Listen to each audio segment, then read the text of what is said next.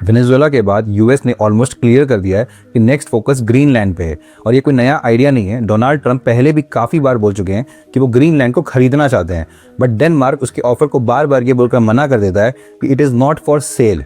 अब ग्रीनलैंड पहले British empire के अंडर आता था और बाद में वो डेनमार्क के कंट्रोल में आ गया।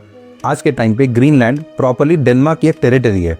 मतलब सिंपल है, ग्रीनलैंड पे अटैक करने का मतलब डायरेक्ट डेनमार्क पे अटैक। और डेनमार्क नाटो मेंबर है, इसका मतलब आर्टिकल 5 ट्रिगर हो सकता है, which is attack on one is equal to attack on all. इसलिए बाय फोर्स ग्रीनलैंड लेना बहुत रिस्की मूव हो सकता है यूएस का। लेकिन यूएस इतना इंटरेस्टेड क्यों है ग्रीनलैंड में? सबसे पहला रीजन उसका स्ट्रेटेजिक लोकेशन।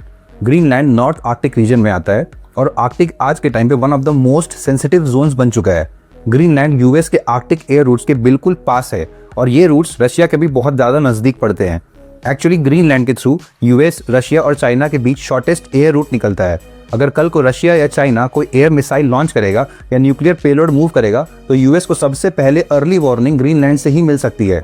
दूसरा रीजन है कि ग्लोबल वार्मिंग की वजह से आर्कटिक की आइस रैपिडली मेल्ट हो रही है और इसके कारण न्यू शिपिंग रूट्स ओपन हो रहे हैं। इन रूट से रशिया और चाइना काफ़ी फास्ट अपने प्रोडक्ट्स को भेज सकता है और मिलिट्री मूवमेंट भी बहुत आसानी से हो सकती है। यूएस बस इसी चीज़ को ब्लॉक करना चाहता है। तीसरा रीज़न है ग्रीनलैंड के नीचे का resources, rare earth elements, natural gas, oil. Estimate के हिसाब से ये ट्रिलियंस ऑफ डॉलर का रिसोर्स है।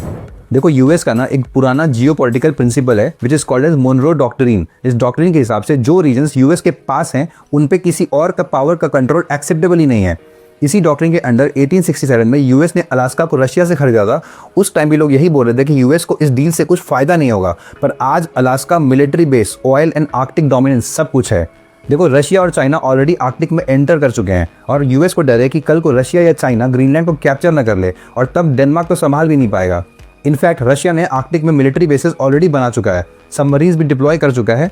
चाइना भी क्वाइटली अपना प्रेजेंस बढ़ा रहा है और इसी वजह से यूएस को लगता है कि अगर ग्रीनलैंड हाथ से चला गया तो आर्कटिक डोमिनेंस भी चला जाएगा। इन सब में पूरी वर्ल्ड वॉर की तरफ जाती हुई दिख रही है। अगर यूएस ग्रीनलैंड को कैप्चर करता है और डेनमार्क नाटो से हेल्प मांगता है तो नाटो डिवाइड हो सकता है और ईयू भी स्प्लिट हो सकती है। और जब ऐसे अलायंसेस टूटते हैं तभी ग्लोबल वॉर स्टार्ट होती है।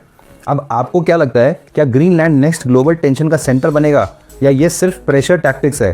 कमेंट में बताओ और ऐसे ही इन्फॉर्मेशन के लिए मुझे फॉलो करो और चैनल को सब्सक्राइब करो।